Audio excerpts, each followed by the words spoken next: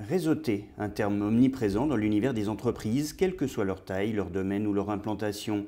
Mais au fond, qu'est-ce que le réseautage? Une question à laquelle ont répondu les 4 panélistes invités à la récente table ronde du Grand Genève.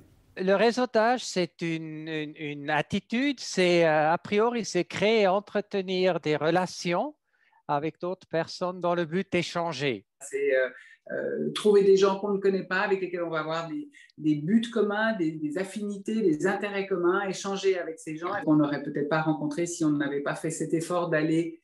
C'est vital dans le sens où l'humain est un animal social. Tout seul, on ne peut pas aller très très loin, on peut peut-être aller plus vite, mais pas très très loin, clairement. Le réseautage est beaucoup plus simple, à savoir qu'en fait, on n'a pas d'a priori. On va rencontrer des gens de toute nationalité, de toute culture. C'est un indispensable. On a souvent tendance à penser que réseauter, on doit le faire sur son temps libre. Networker, c'est vraiment du travail. L'avènement des réseaux sociaux pros tels que LinkedIn a permis de démultiplier les mises en relation et opportunités d'affaires.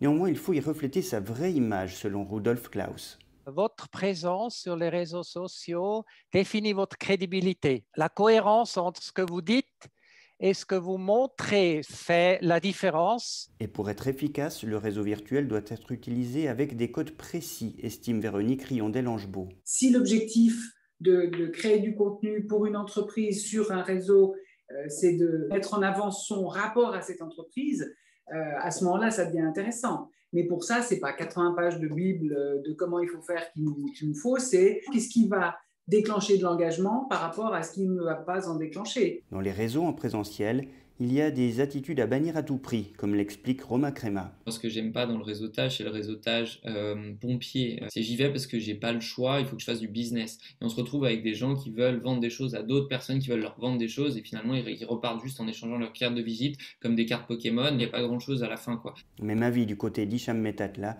qui a compris que le networking nécessitait une préparation soignée. Moi, si dans la vie réelle, on vient me balancer une carte de visite et puis après me dire rappelle-moi quand tu veux, sans prendre le temps de se présenter ou juste de discuter, il y a peu de chances que je recontacte la personne.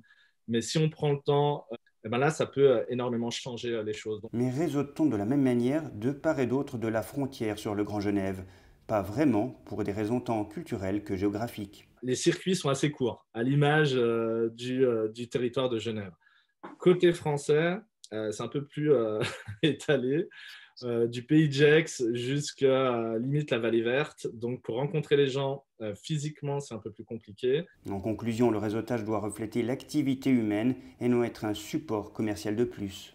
Pour moi, réseauter n'est pas vendre. Quand j'ai compris que je ne regarde plus la personne en face comme un prospect, mais comme un partenaire potentiel, la vie a changé pour moi. À chacun désormais de se préparer à créer des échanges sincères qui, avec un peu de patience, sauront faire croître les affaires de l'entreprise et mener à de belles rencontres.